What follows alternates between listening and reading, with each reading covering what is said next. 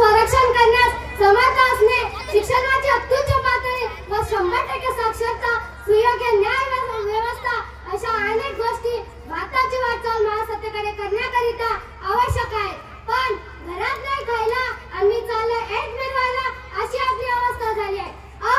ज्या देशाची 30% जनता एका उपाशी पोटी झोपते, ज्या देशाची 35% जनता निरक्षर आहे, ज्या देशाची 40% जनता तरुण बेरोजगार आहे, ज्या देशात जगाचा पोशिंदा बनविणाऱ्या हजारो शेतकऱ्यांना दरवर्षी आत्महत्या कराव्या लागतात, तो देश महासत्तेकडे वाटचाल करीत आहे असे म्हणणे म्हणजे अत्यंत हास्यास्पद आहे.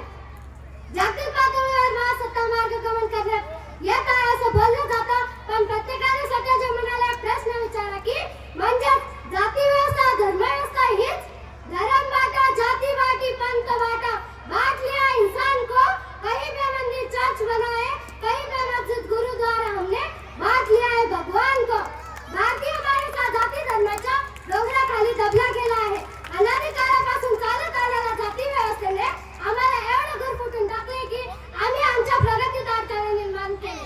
त्यात भर म्हणून धर्मवेडेपणा, अंधश्रद्धा, देवभरापणा अशा अनेक गोष्टी भारताकडे महासत्तेकडे नेण्याकरिता आवश्यक आहेत. महासत्ता होण्यासाठी व्यवस्था मजबूत पाहिजे. व्यवस्था मजबूत झाल्याशिवाय